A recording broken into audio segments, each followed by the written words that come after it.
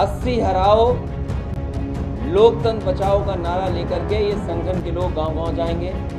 इस सरकार ने किसान के साथ धोखा दिया कि उत्तर प्रदेश में जितनी भी परीक्षाएं हुई हैं सब लीक हो रही हैं और जानबूझ करके सरकार लीक कराना चाहती है जिससे उसे नौकरी न दे पाए। कि आने वाले समय में भारतीय जनता पार्टी का उत्तर प्रदेश से सफाया होगा। 80 हराओ लोकतंत्र बचाओ का नारा लेकर के ये संगठन के लोग गांव-गांव जाएंगे। इस सरकार ने किसान के साथ धोखा दिया है। ये किसान को वादा करके आए थे सत्ता में कि किसानों की आय दोगुनी होगी, लेकिन जिस तरीके से महंगाई बढ़ी है और जिस तरीके से किसानों के ऊपर संकट पैदा किया है, किसानों की आय नहीं बढ़ी और लगातार नौजवान बेरोजगार होता चला जा रहा है, न नौकरी है। और जो कि भी उत्तर प्रदेश में जितनी भी परीक्षाएं हुई हैं सब लीक हो रही हैं और जानबूझ करके सरकार लीक कराना चाहती है जिससे उसे नौकरी न दे पाए। और अब तो सुनने में आ रहा है कि जो बच्चे परीक्षा देने जा रहे थे उनके पेपर भी लीक हो रहे हैं। तो सोचिए नौजवानों का और बच्चों का भविष्य क्या होगा।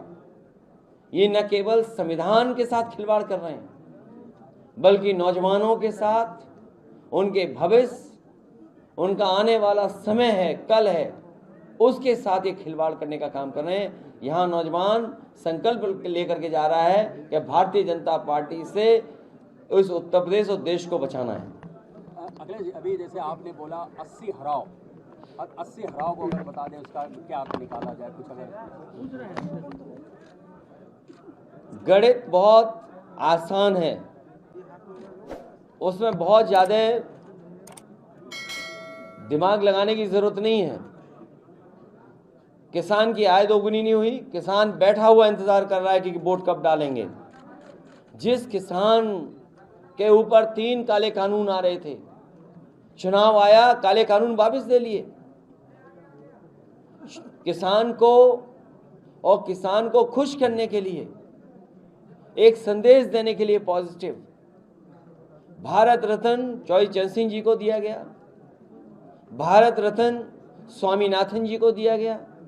अगर ये वाकई में सच्चे भारतीय जनता पार्टी के लोग किसानों के दुख दर्द को समझते हैं, उनकी परेशानी को समझते हैं और आय दोगुनी का अगर वादा किया उन्होंने, तो स्वामीनाथन जी ने जो फार्मूले दिए थे उन फार्मूलों का अमल क्यों नहीं कर रहे, एमएसपी क्यों नहीं लागू कर रहे। एक तो ये बात, और दूसरी 60 लाख बच्चों की परीक्षा छूट गई। वो अपना भविष्य बनाना चाहते थे, अपना कल उनका कैसे बेहतर हो उसके लिए सोच रहे थे।